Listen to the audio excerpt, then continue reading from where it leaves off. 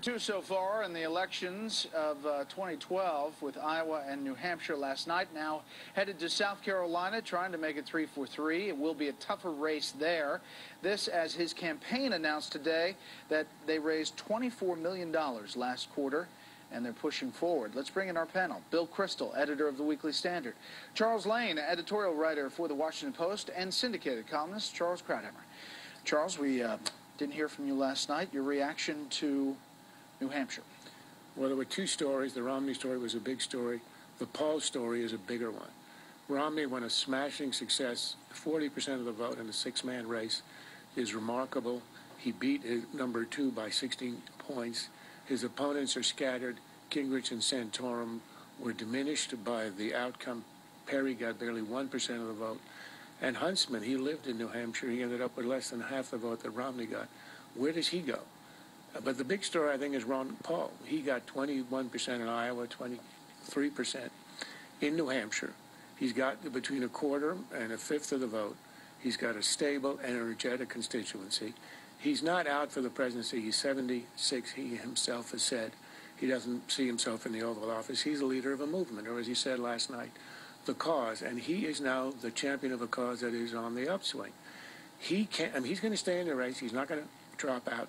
He's going to end up in Tampa with perhaps the second most delegates. He will be like Jesse Jackson was in the 80s among the Democrats and Buchanan was in 92, leader of the internal opposition, the man who brought libertarianism out of the wilderness, all those pathetic third-party runs, into a position at Tampa where he can negotiate for changes in policy and even a speaking role, perhaps even on prime time. That is a historic achievement. Well, I asked him about that, and he said he does want to influence the platform. He says he still wants to win, and he's going to go to these different states, although he's not playing in Florida. I talked to Britt earlier in the show. What plank is Romney going to be able to give if Romney is the nominee? Is he going to be able to give to Ron Paul that would make the Ron Paul people happy? Well, it's not going to be in international affairs, that's for sure. But it could be on the margins, abolishing a department here and there, some extra cuts, a recognition of some of the libertarian issues on civil liberties. I'm sure there is stuff he can offer that would not be anyway a contradiction of Romney's positions. But I think the fact that a libertarian, Paul's been in the wilderness for a quarter of a century, and he could end up in Tampa as the guy who gets all the attention on day 1 and 2, like Jackson in 88 and Buchanan in 92. You should point out this race is hardly over. In fact, this race goes to South Carolina, Chuck, where this is an interesting point for the anti-Romneys, if you want to call them that, if they can solidify any kind of support against Governor Romney. It doesn't look like they are going to, though, because you still have so many of them coming out of New Hampshire all competing for this title of alternative to Romney. Even John Huntsman, frankly, doesn't seem to be a natural for South Carolina, insists on carrying on. And meanwhile, you have Perry, Santorum, and Gingrich all trying to carve up that big Huckabee patch that was present in 2008. So, strangely enough, even though it's a more conservative state than New Hampshire, Romney looks like the favorite to come out first there, too. Maybe not as much as he did in New Hampshire, but the polls I've seen show him with 30% of the vote. And I think it was well said by one of your previous one of the people who was on the tape before, that South Carolinians, probably GOP South Carolinians, want an electable candidate too, and so far that's been Romney's strong suit. Bill, the talk about Mitt Romney's time at Bain Capital has been a focus for the last few days. Today, Newt Gingrich and Rick Perry had to answer questions about this line of attack. Take a listen. I am for a free enterprise system. I am for capitalism. I am for entrepreneurship.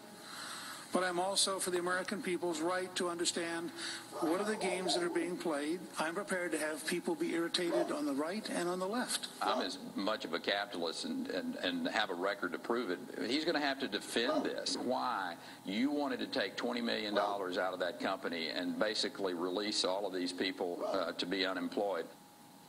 What about that?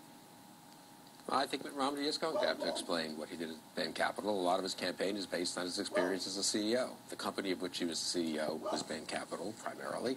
And it's just as if you run as, I was a good governor, I was a good senator. You have to explain your votes. You have to explain what you did as governor. And he'll have to explain it. I think he will do an adequate job of convincing people that he was a responsible CEO of this company, and I don't think it'll end up being a decisive issue. I do think, however, I'm not one of those who thinks that after having won by 8 votes in Iowa, having gotten 40% of the votes in almost his second home state, that this race is over. It's just not in 25% and 40% in 2 states, and everyone else is supposed to go, oh, sorry, I guess we have to go home. That's not going to happen. And I don't think the division among the conservatives is such a big problem as everyone else does. Well, let's say Romney gets 30% and Gingrich gets 24 and Santorum gets 22 in South Carolina. The race will go on. Neither of them, the press will say, oh, he was first again. The fact is the delegates are proportionally allocated. Most of the delegates will not be Romney delegates. Most of the delegates in Iowa were not Romney delegates, and most of the delegates, I think even in New Hampshire, where he got 40, will end up not being Romney delegates. So they will eventually the conservatives will have to consolidate. Newton and Santorum will have to, one of them will emerge. But it doesn't have to happen immediately. And the media here is desperate somehow to end this thing. You know, 2 states have voted. Hey, there are only 48 left. Let's end it. You know, let's call the football season off. Call the football season off after the first 2 games. They look very good at the beginning of the season. When Speaker Gingrich today and yesterday says, I have to win in South Carolina or essentially the race is over, that's not the media. That's one of the candidates. Well, I didn't realize he said he has to win, but I think he has to do well in South Carolina. I do think between Gingrich and Santorum, we will emerge in the next couple of states. There's a bit of a knockout going, but there will be a conservatives running against a self-proclaimed conservative. I'm not saying whether they really are or aren't more conservative than Romney staying in the race. And here's incidentally one reason why I think a lot of people like me should want that to happen. If he doesn't stay in the race, Charles is right. What's going to happen in the next 46 states? Romney will win the great majority of them, and Ron Paul will get 30, 35, 40, 45% of the vote. There's always going to be an anti-Romney vote. It's going to go to Paul.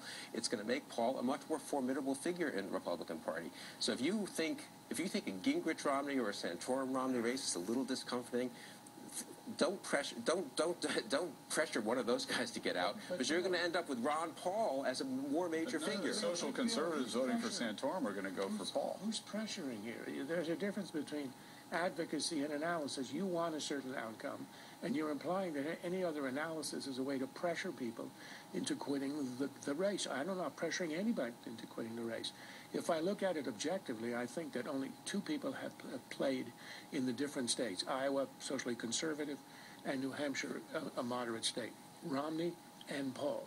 All the others have played in either one or the other or in neither. And any objective analysis would say that Romney is now the prohibitive favorite. It's not to say everybody else has to run out of the race. I'm not advocating any of that. It's an analysis. I'm not saying you were advocating it. I don't think he's the prohibitive favorite. I just think he's the favorite. Well, I can say this. The debate Monday will be interesting in South Carolina. A little tease there. Next up, the White House takes aim at Mitt Romney.